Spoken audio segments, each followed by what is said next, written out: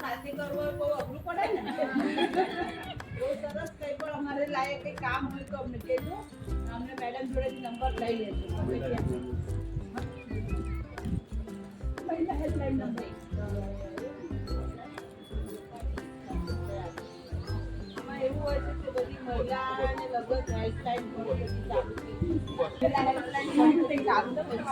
એટલે એમાં શું છે કે તમે પહેલાં તો બીજું કંઈ નહીં, કંટ્રોલમાં 100 નંબર ડાયલ કરો ને તો તમે જે તે જગ્યાએ આપશો કે ભાઈ મારે આ જગ્યા પર હું રહું છું અહીંયા, તો તરત ત્યાં તમારી ગાડી આવી જાય છે. પછી બીજી છે 181 ને પછી મહિલા 10 પણ હેલ્પલાઇન છે. એનો આપણે ઉપયોગ કરી શકીએ, પણ કાયદેસર કરવો. એવું નથી કે મહિલાઓનો જ કાયદો છે એટલે મહિલાઓ જેનો ઉપયોગ કરે ને ભાઈ બિચારા બધા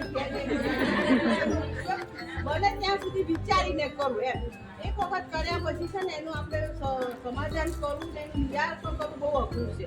આપણે ક્યારેય કોઈ પગલું ભરવું નહીં કે આપણને ઘરમાં બધા કંકાસો થતા જ હોય, એક હાથે તાળી પડતી નથી, પાછું એવું થાય. એના કરતાં આ સારું છે કે તમે તમારી રીતે બે કરી શકો છો, ક્લાસ કરો. वहाँ से वीडियो इसको स्टार्ट करो और यहाँ पर स्टार्ट करोगे नहीं, फोटो आते जाएंगे, फोटो क्लिक करते जाओ. આયુષ્યમાન કઢાયેલા છે બધાને, આયુષ્યમાન કઢાવેલા છે.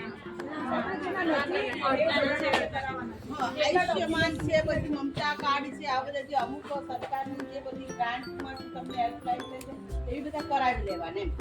આયુષ્યમાન કાર્ડ એવું છે કે 10 લાખની ગવર્મેન્ટ તમને આપે છે સહાય. એ કાર્ડ બતાવે એટલે મોટી મોટી હોસ્પિટલોમાં ભવિષ્યમાં ક્યારેક તમારે જરૂર પડે તો એવું જ નહીં કે ધક્કા ખાવ કે આજે અને પગભર થઈ એ જ મહત્વનું છે લેડીઝ માટે આજને. કે આપણે હશે પૈસા તો આપણા બાળકો, આપણે પતિને બધાને મદદ કરી શકીએ. બરાબર ને? આગળ વધો એવી તમે તો અપેક્ષા રાખજો.